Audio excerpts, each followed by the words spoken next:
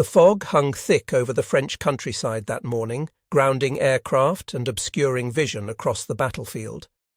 It was just before 1 in the afternoon on the 20th of September in 1944, and the weather had finally begun to improve enough for flight operations to resume. Through the lifting mist, one pilot caught sight of something that would change the course of his day and add another chapter to his already remarkable combat record.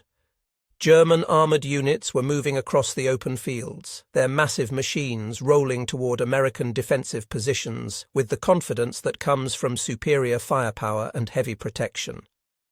Major Charles Carpenter tightened his grip on the controls of his Piper L-4 Grasshopper, an aircraft that had never been intended for the kind of work he was about to perform.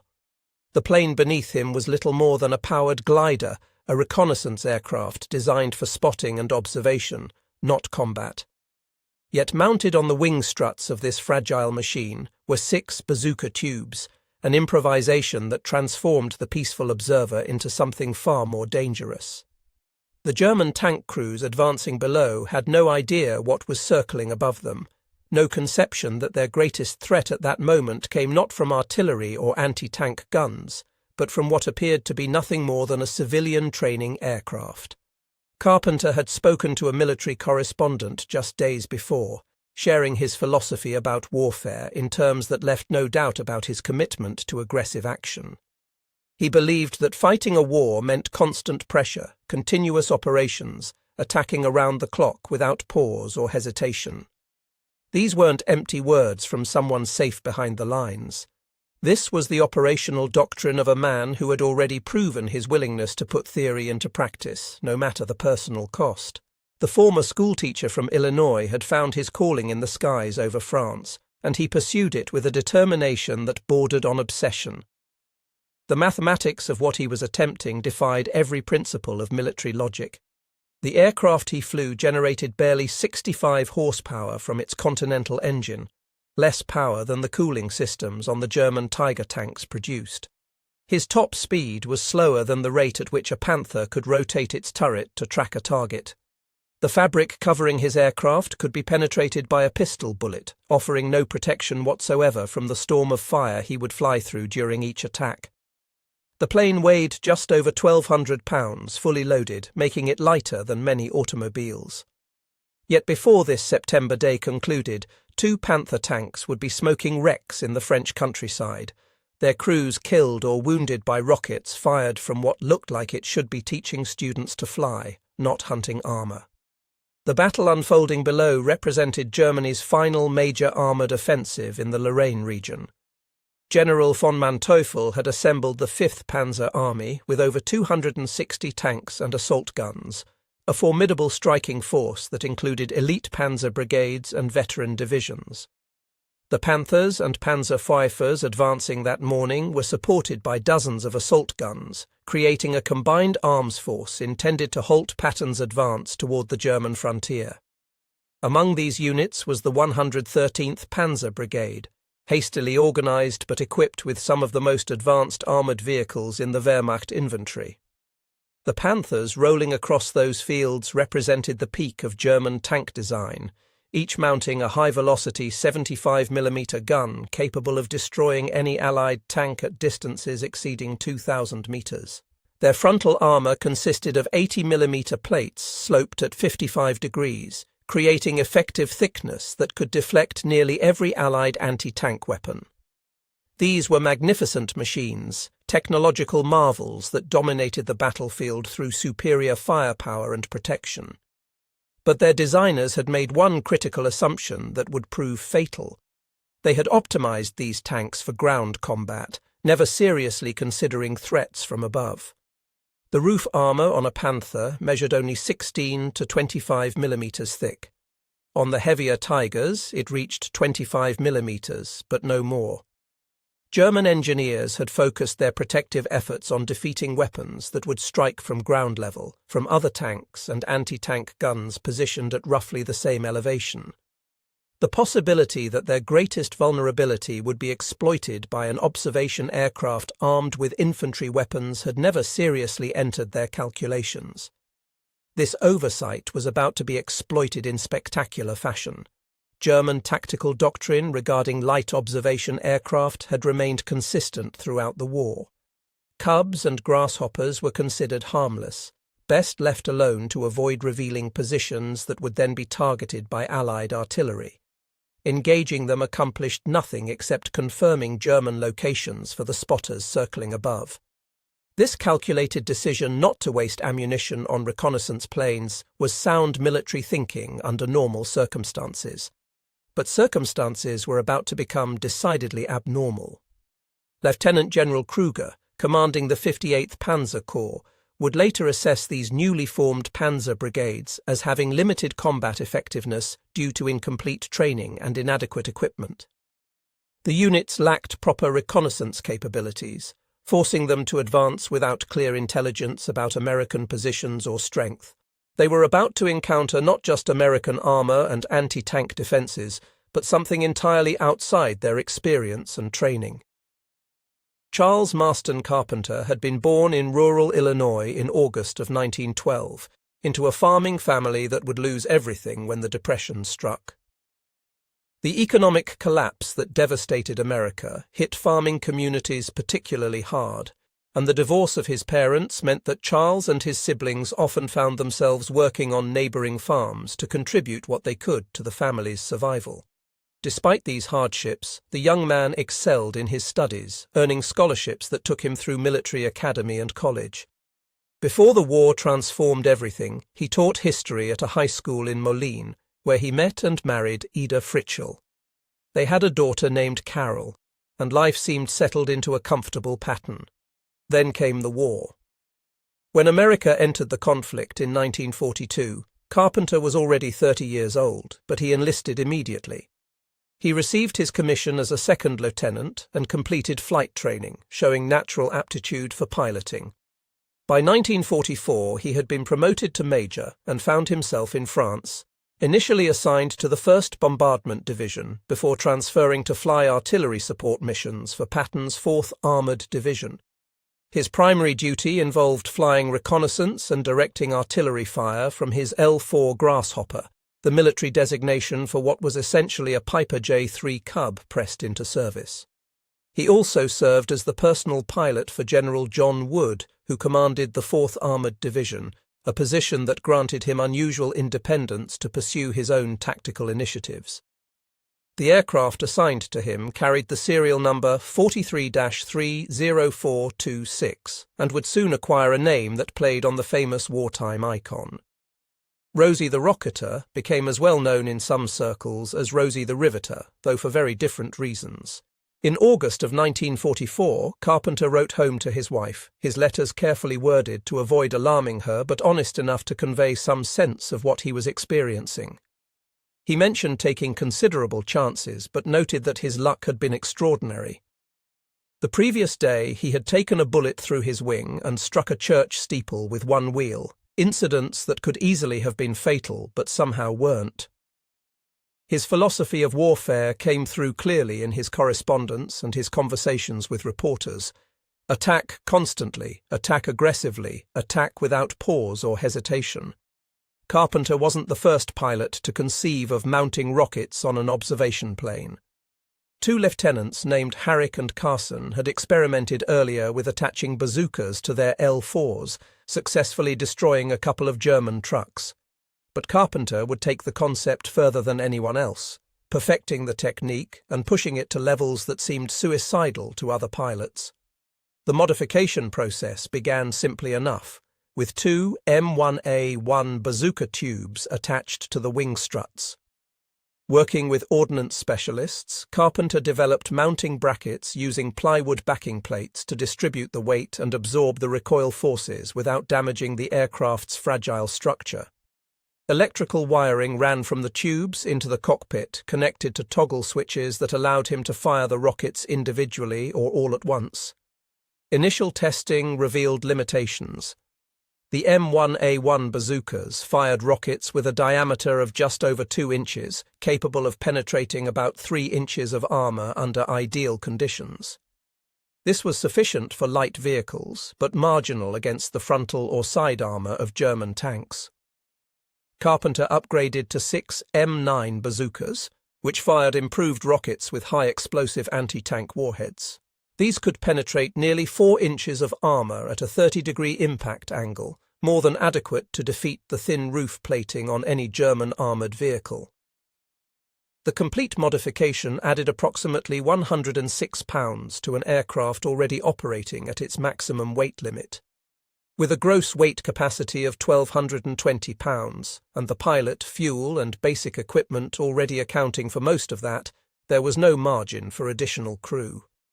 Carpenter flew alone on his tank hunting missions. The observer's seat remained empty because there simply wasn't enough lift capacity for another person. The aerodynamic impact was substantial. The bazooka tubes created significant drag, reducing an already modest top speed and making the aircraft sluggish in turns. What had been designed for gentle reconnaissance flights now carried firepower equivalent to a half-dozen infantry anti-tank teams. The technical challenge of accurately engaging a tank from an L-4 seemed nearly insurmountable. The aircraft had no gun sight, no aiming mechanism beyond the pilot's judgment and eyesight. The bazookas were fixed to fire straight ahead, requiring Carpenter to point the entire aircraft at his target like an enormous shotgun. The rockets had an effective range of roughly 300 yards, but accuracy degraded rapidly beyond 100 yards. To achieve hits required developing a specific attack profile that Carpenter refined through trial and error. He would begin from an altitude of around 1,500 feet, spotting his target and initiating what became his signature approach. Rather than diving straight at the target, which would make his flight path predictable, he entered a corkscrew descent that made it difficult for anti-aircraft gunners to establish a firing solution. The spiral approach meant ground forces couldn't predict where he would be in the next moment, couldn't lead their weapons effectively. At approximately 300 feet, he would level briefly, lining up his aircraft with the target, then push into a steep dive that increased his speed and flattened his trajectory.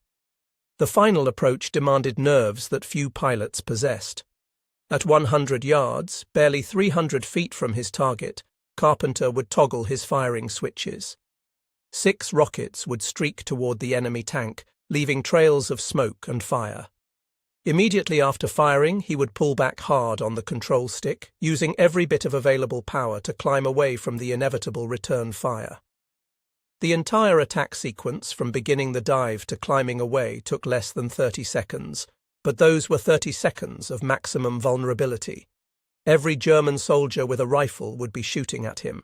Every machine gun would be tracking him. Every anti-aircraft weapon would be trying to lead his flight path. The Continental engine, already struggling with the extra weight and drag, provided barely enough power for recovery. The aircraft's normal climb rate of 450 feet per minute dropped to around 200 feet per minute when fully loaded with rockets.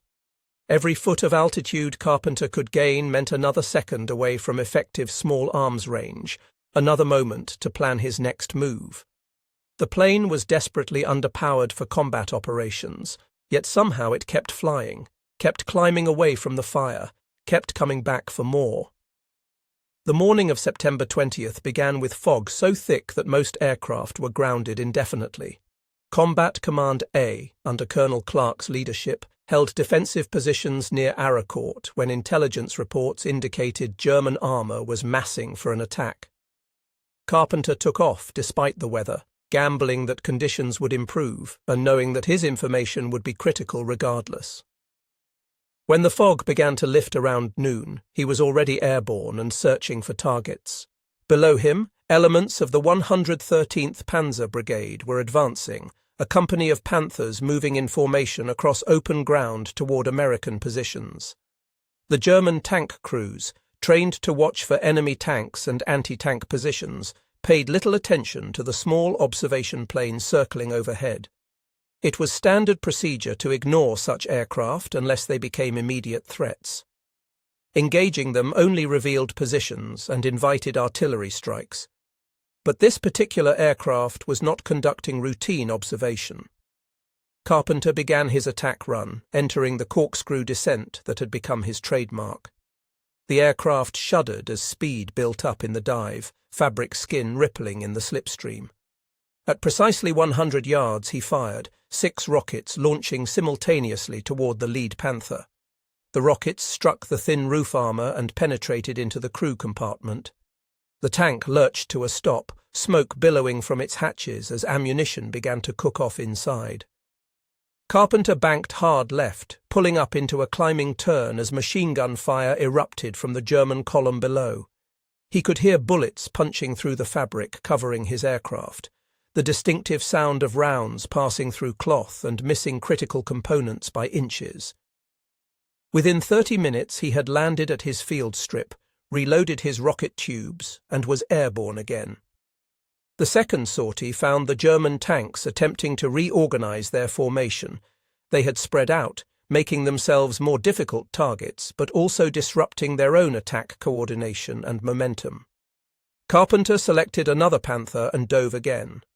This time the Germans were expecting him.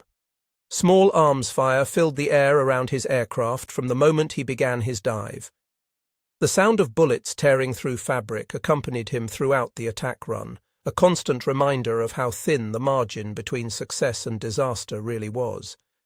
But his aim held true. Another Panther was knocked out, its turret crew killed when the rocket penetrated the roof and detonated inside. By the third sortie that afternoon, Carpenter found the surviving tanks beginning to reverse course, their advance completely disrupted. The psychological impact of being attacked from above by an unexpected threat had broken their momentum. Tank commanders who had felt relatively safe from American air power, which rarely operated in poor weather or at such low altitudes, now faced a danger they had never trained for and couldn't effectively counter. By the end of the day, Carpenter had fired 16 rockets total across his 3 missions. 2 Panther tanks were confirmed destroyed, the German advance had been halted, and a legend was born. The official history of the 4th Armoured Division would specifically note his role in stopping the enemy counterattack. Before Carpenter's attacks, German military doctrine treated observation aircraft as minor annoyances at worst. The standard procedure was to ignore them unless they presented immediate threats, because engaging them accomplished nothing except revealing positions and inviting artillery bombardment. This tactical calculation changed completely once word spread about American observation planes carrying anti-tank weapons. German units began receiving urgent warnings about Cubs armed with rockets. What had been harmless spotters suddenly became potential tank killers, requiring immediate engagement with all available weapons. Carpenter himself noticed the change immediately and commented on it to a reporter from Stars and Stripes. Every time he appeared now, the Germans shot at him with everything available. They never used to bother with Cubs, he noted, suggesting that the bazookas must be bothering them considerably. The impact on German operations extended far beyond the tanks actually destroyed. Tank commanders now had to constantly scan the skies for slow-moving aircraft, diverting attention from ground threats. Formations had to disperse when L-4s appeared overhead, losing coordination and momentum. Anti-aircraft weapons had to be redirected from defending against fighter bombers to engaging observation planes. Infantry units received orders to engage any L-4 with rifles and machine guns, creating walls of fire that made low-altitude operations increasingly hazardous. The 113th Panzer Brigade, which had entered the Battle of Araucourt with 90 operational tanks, would have only 27 still functioning within a week. While Carpenter's attacks alone didn't account for all these losses, his actions contributed significantly to the psychological pressure that degraded German combat effectiveness. Tank crews who had felt relatively safe from air attack in poor weather now faced threats that could appear at any moment, from any direction. 5 days later, Carpenter found more German armour attempting to counterattack near Chateau Salin. Diving through intense small arms fire that turned the air around his aircraft into a curtain of tracers, he scored a direct hit on a Panzer IV, destroying its engine deck. The burning tank blocked a narrow road, trapping vehicles behind it and making them easy prey for American tank destroyers waiting in prepared positions. A week after that, near Moncourt Woods, Carpenter spotted Tiger tanks supporting a German infantry assault. The Tigers, with their 88mm guns and massive armor protection, were the most feared armored vehicles in the Wehrmacht inventory. Each Tiger weighed 57 tons and mounted armor up to 100mm thick on the frontal hull. But their roof armor measured only 25mm, still vulnerable to Carpenter's rockets despite being thicker than the Panthers. Attacking Tigers required exceptional courage because these tanks were typically surrounded by infantry and light anti-aircraft guns positioned specifically to protect against air threats. Carpenter dove through concentrated fire, released his rockets at minimum range, and pulled up just as explosions erupted behind him. One Tiger was confirmed destroyed, its ammunition detonating in a spectacular secondary explosion that threw the turret from the hull. The impact extended beyond physical destruction. German tank crews, already stressed by American numerical and material superiority, now faced unexpected threats from directions they had considered safe. They could no longer park under trees for concealment and assume they were hidden. The L-4s could spot them anyway. They couldn't ignore the sound of small aircraft engines overhead. Any one of them might be carrying rockets. Every mission Carpenter flew pushed the boundaries of both physics and probability. The L-4 had never been designed for combat operations. Its fuel tanks weren't self-sealing, meaning a single tracer round could ignite the gasoline and turn the aircraft into a fireball. The pilot sat surrounded by nothing more protective than steel tubing and fabric, completely exposed to ground fire.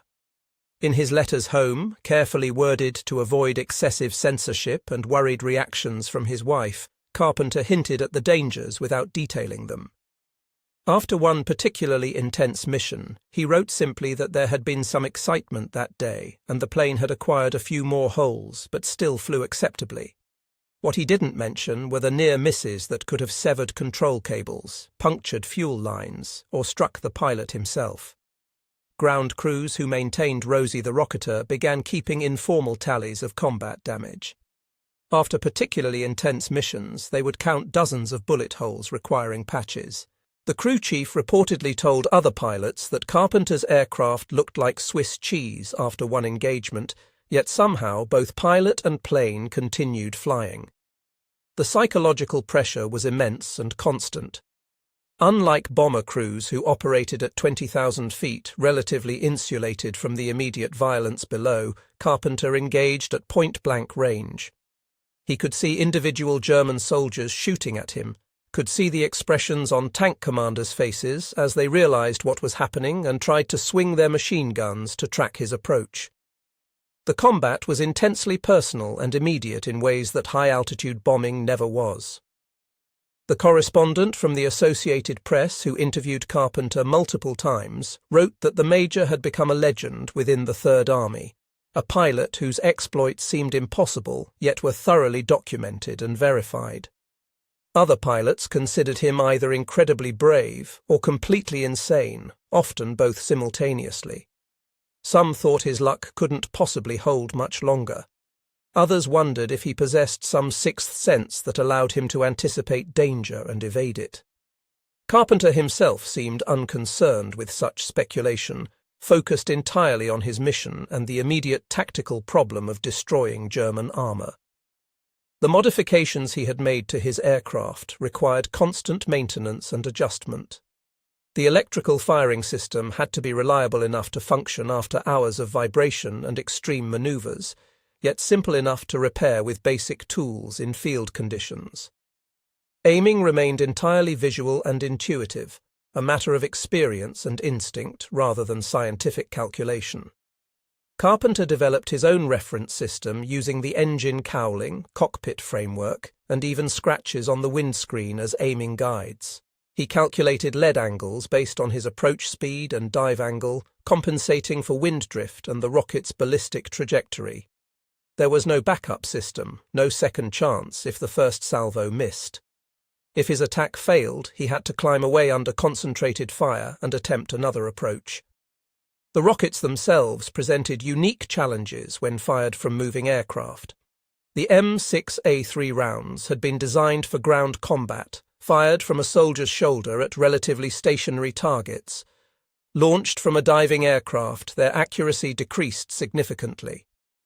The rocket motor burned for only 0.3 of a second, reaching maximum velocity quickly, then coasting toward the target. Wind, aircraft motion, and the rocket's inherent inaccuracy meant that perfect aim didn't guarantee hits. Carpenter had to become expert at reading conditions and adjusting his attacks accordingly. The Battle of Aracourt, where Carpenter achieved his most celebrated successes, represented more than just another tactical engagement. It was the largest tank battle fought on the Western Front, with American forces ultimately destroying 200 German tanks and assault guns, while losing only 25 of their own. The German plan called for the 5th Panzer Army to break through American lines and recapture Nancy, threatening Patton's entire advance toward the German border. The attacking force included some of the Wehrmacht's best remaining armoured units, though many were under strength and hastily reorganised following the disasters in Normandy. The 4th Armoured Division, Carpenter's unit, bore the brunt of the German assault. Significantly outnumbered, they relied on superior tactics, better logistics, and innovative solutions like Carpenter's tank hunting missions to offset German numerical advantage. The division's tank destroyers, artillery, and armour worked in close coordination, with Carpenter providing critical reconnaissance and direct attack capabilities. His actions on September 20th came at a crucial moment in the battle. The German advance had achieved initial surprise, and some American positions were in danger of being overrun. By disrupting the Panther Company's attack, Carpenter bought time for American forces to reorganize and bring up reinforcements. His attacks weren't just tactically successful, they had operational implications for the entire engagement. The psychological impact rippled through German ranks at all levels. Tank crews who had felt relatively safe from air attack when American fighter bombers weren't operating now had to fear even the smallest observation aircraft. The need to constantly scan for L-4s and disperse formations when they appeared slowed German operations and disrupted coordination. By November of 1944, Carpenter had become a celebrity within the Third Army and beyond. Stars and Stripes ran multiple articles about Bazooka Charlie, as he was now universally known. Popular Science featured him in their February 1945 issue in a section titled "What's New in Aviation?", describing the Piper Cub tank Buster. Liberty Magazine, the New York Sun, and numerous other publications picked up his story, making him one of the most famous pilots in the European theatre, despite flying what was technically a support aircraft. But fame brought increased danger. German units began receiving specific warnings about rocket-armed Cubs. Anti-aircraft defences were reinforced with additional light guns and machine guns positioned specifically to counter the L-4 threat. Every mission became progressively more hazardous as German gunners gained experience engaging slow-moving aircraft at low altitude and learned to create overlapping fields of fire. Carpenter's own comments to reporters revealed his fatalistic acceptance of the risks. Some people thought he was crazy, he acknowledged, but he believed that fighting a war meant constant aggressive action, 60 minutes every hour and 24 hours each day. When asked about the obvious danger, he simply shrugged and noted that his luck had been marvellous so far. That luck was tested repeatedly in ways beyond what he acknowledged publicly. Beyond the church steeple incident mentioned in his letters, there were other close calls that could easily have been fatal. Machine gun fire once severed one of his elevator control cables, leaving him with barely adequate pitch control for the flight back to friendly territory. Another time, an anti-aircraft shell exploded close enough to pepper his aircraft with shrapnel, miraculously missing both pilot and critical control systems by margins measured in inches. His crew chief, whose name unfortunately has been lost to history, reportedly begged Carpenter to stop flying the rocket attacks. The ground personnel had seen too many L-4s return riddled with holes or fail to return at all. But Carpenter continued, driven by a combination of duty and determination that fellow pilots found simultaneously inspiring and deeply concerning. Carpenter's courage wasn't limited to aerial combat, which was remarkable enough. On at least one documented occasion, he landed his L-4 near an active battlefield, grabbed a discarded rifle, and participated in ground combat.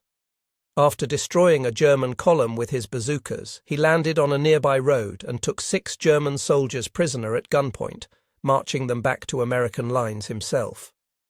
Another incident involved Carpenter landing near a disabled Sherman tank that was under German fire. He climbed onto the tank and manned its .50 caliber machine gun, helping drive off a German infantry assault while the tank crew conducted emergency repairs. His actions that day earned particular recognition from the tank crew, who credited him with saving their lives and their vehicle. These ground combat episodes earned him recognition beyond his aviation achievements. Patton himself presented Carpenter with the Silver Star, reportedly commenting that this was exactly the kind of fighting man he wanted in his army. Carpenter would also receive the Bronze Star with Oak Leaf Cluster and the Air Medal with Oak Leaf Cluster. The ground combat incidents revealed important aspects of Carpenter's character. He wasn't content being merely an observer or even a flying tank destroyer. He wanted to be in the fight wherever it was happening, using whatever weapons were available. This attitude, while admirable, also suggested someone pushing himself beyond reasonable limits, someone who had perhaps accepted that survival was unlikely and decided to accomplish as much as possible before the inevitable occurred. The official records credit Carpenter with destroying 6 tanks total, including 2 of the feared Tiger Heavies within that number, plus several armored cars and trucks. Unofficial accounts, including claims by eyewitnesses and fellow pilots, suggest the actual number might have been as high as 14 tanks destroyed or disabled.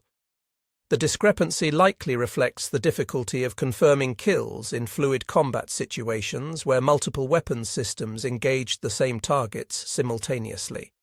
Artillery, tank destroyers, and aircraft all claimed the same wrecks in some cases, making definitive attribution impossible. Each confirmed kill required extraordinary circumstances to align perfectly. Weather had to be suitable for flying, but poor enough that German fighters weren't active. Carpenter had to locate targets, approach without being shot down, achieve accurate rocket hits on vulnerable areas, and survive the return flight through concentrated ground fire. The mathematical probability of success was minimal, yet he succeeded repeatedly through a combination of skill, courage, and what he called marvelous luck. Consider the technical challenge objectively. Hitting a target roughly 20 feet by 10 feet, approximately the dimensions of a tank's top armor, while flying at 70 miles per hour from a distance of 100 yards, using unguided rockets fired from an unstable platform while under fire from multiple weapons. Artillery observers who witnessed Carpenter's attacks described them variously as impossible, insane, and miraculous. The 2 Tiger tanks Carpenter destroyed represented particularly impressive achievements. Each Tiger cost 250,000 Reichsmarks to produce and required specialized crews trained for months. They were considered nearly invulnerable to most Allied weapons when properly employed. Yet they fell to rockets fired from an aircraft that cost the American military $2,500 and required only basic pilot training to operate. The disparity between the sophistication and cost of the weapons systems involved could hardly have been greater. Carpenter's role extended well beyond tank hunting, impressive as that was. As an observation pilot and General Wood's personal aviator, he provided crucial intelligence that shaped operational decisions at division and corps level. His ability to fly low and slow, combined with his aggressive reconnaissance style, meant he often spotted German movements before other intelligence sources detected them. His reports influenced several major decisions during the Lorraine campaign. When German forces attempted to concentrate for counterattacks, Carpenter's early warnings allowed American commanders to preposition reserves and artillery to meet them. His detailed observations of defensive positions helped plan successful attacks with minimal casualties. The intelligence value of L-4s was already well established in American doctrine, but Carpenter's aggressive tactics yielded even more information than passive observation. By forcing German units to react to his presence, shooting at him, dispersing formations, moving to cover, he revealed positions and strengths that might otherwise have remained hidden. This intelligence work, while less dramatic than his tank hunting exploits, may have been his most valuable contribution to the overall war effort. The information he provided saved American lives and shortened engagements that might otherwise have become prolonged battles of attrition. The success of Carpenter's improvised weapons system highlighted a curious aspect of World War II technology and doctrine. Germany, despite its reputation for advanced weaponry and engineering excellence, had no equivalent to the simple, effective L-4 observation plane.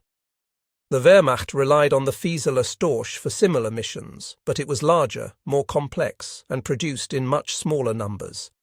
The American approach of mass-producing simple, reliable equipment proved superior to German emphasis on technological sophistication in this particular application. The L-4 was essentially a civilian aircraft pressed into military service with minimal modifications beyond paint and radios.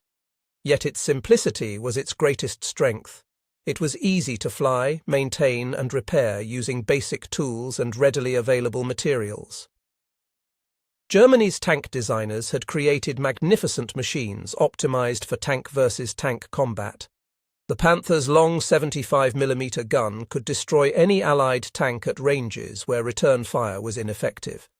Its frontal armor was nearly impervious to Allied weapons. But this optimization for ground combat left vulnerabilities that simple American pragmatism could exploit. The bazooka itself represented American engineering philosophy perfectly. Developed quickly from a straightforward concept, mass-produced in enormous numbers, it gave every infantry squad meaningful anti-tank capability. When Carpenter mounted 6 of them on an observation plane, he created a weapons system that German doctrine had never anticipated and couldn't effectively counter. The Germans had developed sophisticated anti-aircraft systems, complex fire control mechanisms, and advanced weapons. But they had no effective answer to 6 infantry rockets fired from a fabric-covered aircraft diving at them from 300 feet. As 1944 turned to 1945, Carpenter continued flying combat missions despite increasing German awareness of rocket-armed Cubs and specific countermeasures being implemented. The Wehrmacht issued detailed instructions for dealing with armed observation aircraft, including dedicating anti-aircraft weapons to tracking them whenever they appeared. In December, during the Battle of the Bulge, Carpenter flew reconnaissance missions in terrible weather conditions that grounded most aircraft. His reports on German movements helped American commanders respond to the surprise offensive. Though he had fewer opportunities for tank hunting in the poor weather, his intelligence gathering proved invaluable during that critical period. January 1945 brought renewed offensive operations as American forces pushed toward the Rhine. Carpenter continued refining his tactics, experimenting with different attack angles and rocket combinations. He reportedly considered adding more rockets to his aircraft, but was limited by weight capacity and the structural limits of the wing struts, which were already stressed beyond their design parameters. His last confirmed tank kill came in February 1945 when he destroyed a Panzer IV attempting to defend a bridge crossing.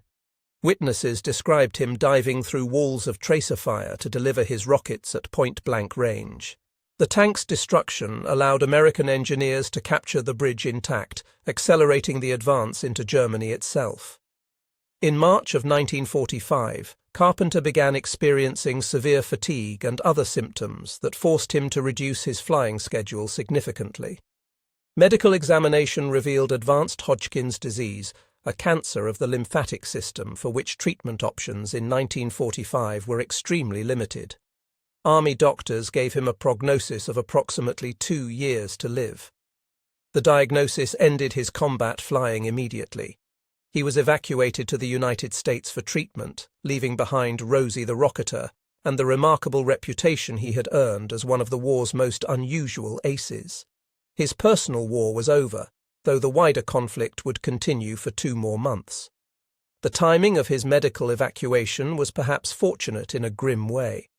As German forces became increasingly desperate in the war's final months, anti-aircraft defences became progressively more deadly and effective.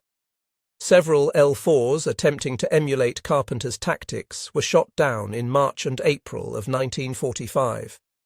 The window of opportunity for his unique form of warfare was closing rapidly. German gunners had learned how to engage slow-moving aircraft at low altitude, and desperation made them more willing to expend ammunition on what had once been considered minor threats. Carpenter received an honourable discharge from the Army in 1946 and returned to civilian life and teaching. Against all medical predictions, he survived far longer than the 2 years doctors had given him, though the disease was never truly defeated. He taught history at Urbana High School in Illinois, resuming married life with Ada and their daughter Carol.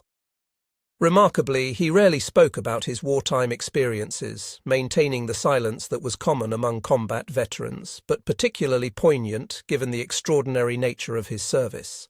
His daughter later revealed that she knew almost nothing about his combat record until after his death, learning from others about what her father had accomplished. In summers, he ran a boys' camp in the Ozarks, teaching outdoor skills and character development to young people. Former campers, interviewed decades later, remembered him as strict but fair, demanding but supportive, expecting excellence but patient with honest effort.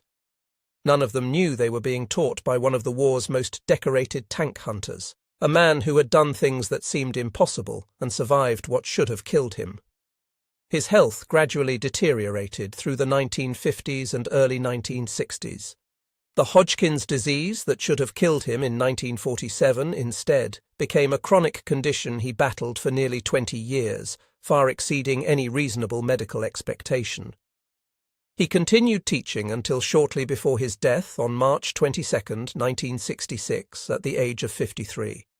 He had outlived his prognosis by 19 years through sheer determination. For decades after the war ended, the fate of Rosie the Rocketer remained unknown. The aircraft had presumably been scrapped like thousands of other surplus L-4s, its historical significance unrecognized by whoever handled its disposition. Then, in October of 2017, aviation historians made a remarkable discovery. Serial number 43-30426 was found in the collection of the Austrian Aviation Museum, located in Bad Voslau, Austria. How it arrived there remains unclear, but the aircraft was definitively Carpenter's mount. Serial numbers and other identifying markings confirmed its identity beyond doubt. More remarkably, the aircraft retained evidence of its combat service, including multiple professionally patched bullet holes that documented its violent history. The Collings Foundation acquired the aircraft in 2019 and brought it back to the United States for the first time in over 70 years. A careful restoration followed, with historians and skilled technicians working to return Rosie to her wartime configuration while preserving evidence of her combat service. The bullet hole patches were carefully preserved as historical evidence. The restoration revealed previously undocumented details about Carpenter's modifications. The mounting points for the bazookas were still visible on the wing struts. Analysis of the patches showed bullets had struck from multiple angles, confirming accounts of attacks through heavy ground fire. Some patches overlapped, suggesting the aircraft had been hit repeatedly and repaired multiple times between missions. While Carpenter's bazooka-armed L-4 was never officially adopted as a standard weapons system, the concept influenced military thinking about organic army aviation in important ways. The idea that ground forces needed their own air support, not dependent on Air Force priorities and schedules, gained credibility through examples like Carpenter's direct battlefield intervention. The Korean War saw limited experiments with armed light aircraft, though none achieved the same level of success. The real vindication of his concept came with the development of attack helicopters in the 1960s. The AH-1 Cobra and later Apache helicopters embodied the same principle, slow and low-altitude platforms delivering direct fire support to ground forces. Modern military doctrine recognizes the value of what Carpenter demonstrated through his actions. Air support doesn't always require fast jets and heavy bombs. Sometimes precise firepower delivered at close range by a platform that can loiter and observe is more valuable than high-speed attack runs that last only seconds. The improvised nature of Carpenter's weapons system also influenced military thinking about field modifications and soldier-driven innovation. The American military became more receptive to bottom-up improvements, recognizing that combat troops often developed practical solutions that engineers and theorists hadn't anticipated. In 2023, Carpenter's daughter, Carol Apaki, co-authored a book about her father with aviation writer James Boucher. The book, based on hundreds of preserved letters and photographs, revealed the man behind the legend. The letters showed a complex individual, brave but not reckless, aggressive but thoughtful. His writing revealed someone who understood the moral complexities of war while maintaining absolute determination to fulfill his duty.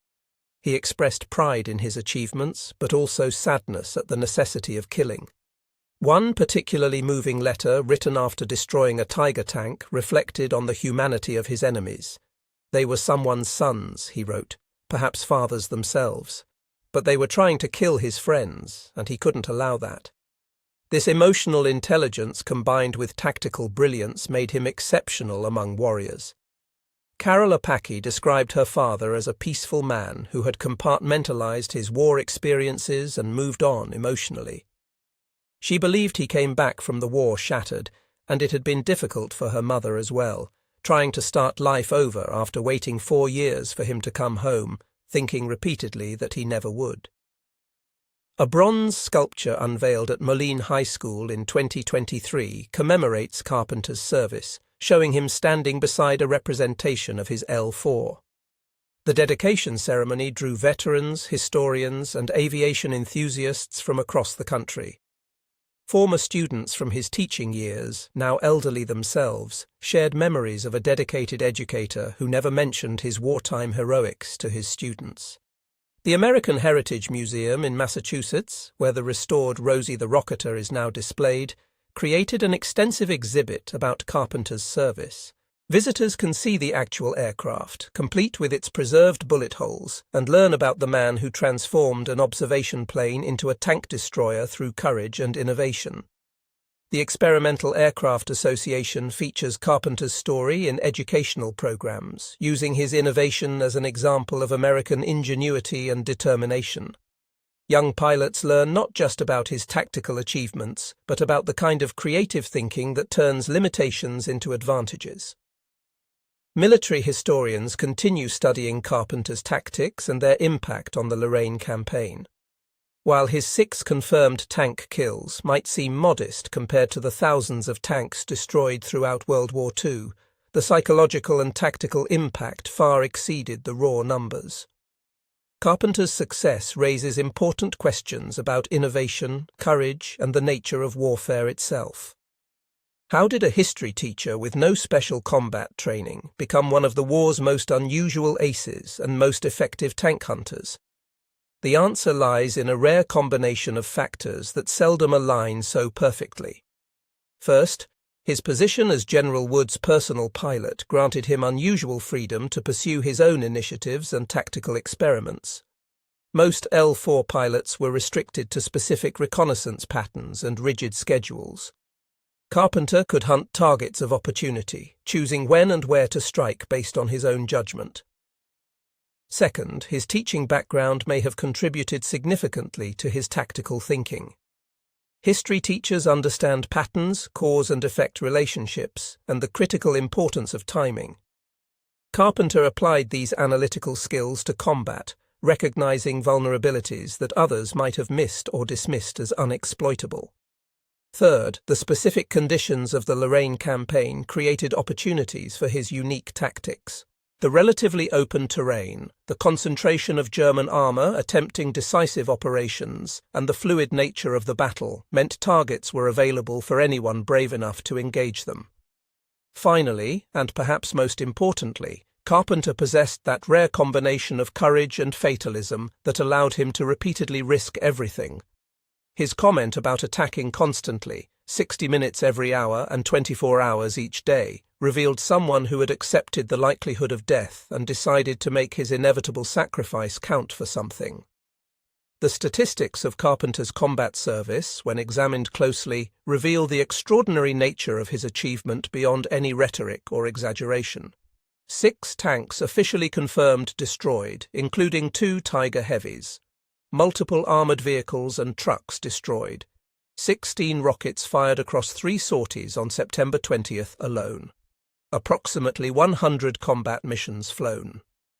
0 L-4 Grasshoppers lost despite multiple bullet strikes and near-catastrophic damage. 1 pilot survived what should have been impossible odds repeatedly.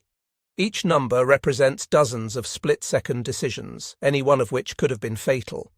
The fact that Carpenter survived his combat tour defied every probability calculation. Contemporary pilots who attempted similar tactics rarely survived more than a handful of missions before being killed or forced down. The economic equation was equally remarkable when considered objectively. The total cost of Carpenter's L-4 and all modifications was less than $5,000. The Tiger tanks he destroyed cost over 250,000 Reichsmarks each to produce, not counting the extensive training for crews and the logistics of transporting them to the battlefield. In purely financial terms, Carpenter achieved one of the highest return on investment ratios in military history. Despite extensive documentation, some aspects of Carpenter's story remain mysterious and probably always will. How did he maintain the psychological stability to continue such dangerous missions day after day? What internal drive pushed him beyond the already dangerous job of observation, flying into the realm of direct combat that he had no formal obligation to engage in? His letters provide tantalizing clues, but no complete answers. He wrote about duty, about protecting fellow soldiers, about wanting the war to end so he could return home to his family. But these motivations, while admirable and understandable, don't fully explain the extraordinary risks he took repeatedly. Perhaps the answer lies partly in his generational context. The men who fought World War II had already survived the Depression, understanding hardship and sacrifice in ways later generations would not. They had witnessed the rise of fascism and understood it as an existential threat to democracy and freedom. For someone like Carpenter, who taught history and understood the stakes historically, half measures and cautious approaches were unacceptable. Or perhaps the explanation was simpler and more immediate. In war, ordinary people sometimes accomplish extraordinary things because circumstances demand it, and they choose to respond. Carpenter saw a problem, German tanks killing Americans, and found a solution regardless of how improbable it seemed. That the solution required flying a fabric-covered plane into point-blank range of enemy guns was simply an acceptable risk in pursuit of a necessary goal. Carpenter's innovations influenced more than just military tactics and doctrine. His story became part of the mythology of American ingenuity and determination. The narrative that a clever individual with basic tools could overcome sophisticated enemy technology through creativity and guts. This narrative resonated particularly strongly in post-war America, as the nation sought to understand its victory over enemies that had seemed so formidable. Carpenter's David versus Goliath story provided a perfect metaphor. American practicality and individual initiative triumphing over German engineering excellence and rigid military tradition. The story also influenced how the military establishment thought about innovation and change. Rather than dismissing unconventional ideas from junior officers or enlisted personnel as impractical or insubordinate, commanders became more receptive to field expedients and soldier-driven improvements. The lesson of Bazooka Charlie was clear and powerful. Sometimes the best solutions come from those closest to the problem, from people who see possibilities that theorists and planners miss. For the aviation community, Carpenter's exploits demonstrated the remarkable versatility of light aircraft. The humble Piper Cub, designed as a trainer and pleasure aircraft for civilian pilots, had proven capable of roles its designers never imagined. This versatility would influence post-war aircraft development, with designers increasingly considering multiple potential uses for their creations, rather than hyper-specialization. The story of Charles Bazooka. Charlie Carpenter defies conventional military narratives in almost every respect. A history teacher flying an unarmed observation plane should not have been able to destroy German heavy tanks under any rational analysis. A fabric-covered aircraft with a 65-horsepower engine should not have survived repeated combat missions against concentrated ground fire. 6 bazookas strapped to wing struts with plywood backing plates should not have constituted an effective weapons system by any engineering standard. Yet all of these supposedly impossible things happened repeatedly. Between September of 1944 and February of 1945, Carpenter transformed the L-4 Grasshopper from a passive observation platform into an active combat system through sheer force of will and tactical innovation. His official tally of 6 tanks destroyed, including 2 Tigers, stands as one of the most improbable achievements in military aviation history. The German forces at Aracourt and throughout the Lorraine campaign learned to fear the sound of small aircraft engines in ways their training had never prepared them for. What had been harmless spotters directing artillery became potential death from above, attacking when and where least expected. The transformation in German tactics, from ignoring L-4s entirely to engaging them with every available weapon, demonstrates the strategic impact of one pilot's innovation and courage. Carpenter forced the Wehrmacht to adapt its anti-aircraft defences, disperse armoured formations more widely, and constantly monitor the skies for slow-moving aircraft. These adjustments disrupted operations and contributed measurably to American success in the campaign. More than military achievement alone, Carpenter's story represents the triumph of ingenuity over conventional thinking and accepted limitations. Faced with the problem of German armoured superiority, he created an unprecedented solution using available materials and extraordinary determination. The bazookas were designed for infantry use. The L-4 was designed for observation and artillery spotting. Combined by someone willing to risk everything, they became something neither designers nor military planners had imagined possible. The restored Rosie the Rocketer, now displayed with its battle damage carefully preserved, stands as a testament to American innovation and individual courage in the face of overwhelming odds. Each patched bullet hole represents a moment when probability suggested failure, when survival seemed unlikely, yet Carpenter pressed his attack and somehow survived. The aircraft that should have been destroyed multiple times instead lived to tell its story to future generations and inspire them with what determination can accomplish. Charles Carpenter died in 1966, having outlived his medical prognosis by 19 years through sheer stubbornness and will to live. He spent those years teaching young Americans about history, perhaps hoping they would understand that ordinary people can achieve extraordinary things when circumstances demand it and they choose to rise to the challenge. His students remembered him as demanding but fair, never knowing they were being taught by someone